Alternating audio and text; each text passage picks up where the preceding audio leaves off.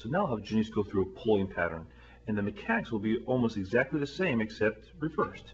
So as she pulls, she'll pull with slight adduction of the scapula and slight abduction as she goes through the eccentric phase.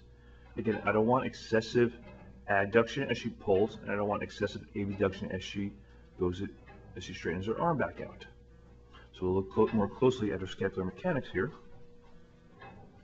So again, the scapular border should remain stable against the thorax, and she should not get excessive adduction or abduction throughout the motion. It's nice and controlled.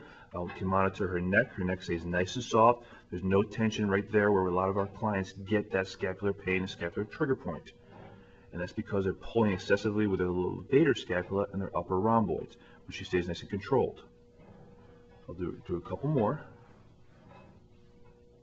Now, can you show me a couple dysfunctional ones? So now she's excessive abduction of the scapula and excessive retraction. Excessive abduction, excessive retraction. So let me show you from behind. Excessive abduction, and she pulls back in. She pulls into downward rotation and excessive adduction. So again, a couple more. And back and stop just for a second. And again, this is where our clients get that trigger point. And if you can see all the tension here in Janice's upper scapular border and lower neck. Okay, so I want her to relax that.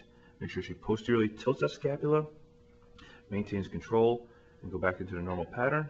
Perfect. And again, same thing with a push. I don't want her to pull that elbow too far behind her body. Because again, if she pulls too far behind her body, she can start to migrate that humeral head forward in the socket, and that's why we get a lot of that anterior shoulder pain from. Okay, so I want to make sure that she keeps in a posterior tilt, stable against the scapula stays stable against the thorax, and she pulls to her elbow and shoulder are in line, and the elbow does not come behind the body, especially for those clients that may have shoulder problems and pain to begin with.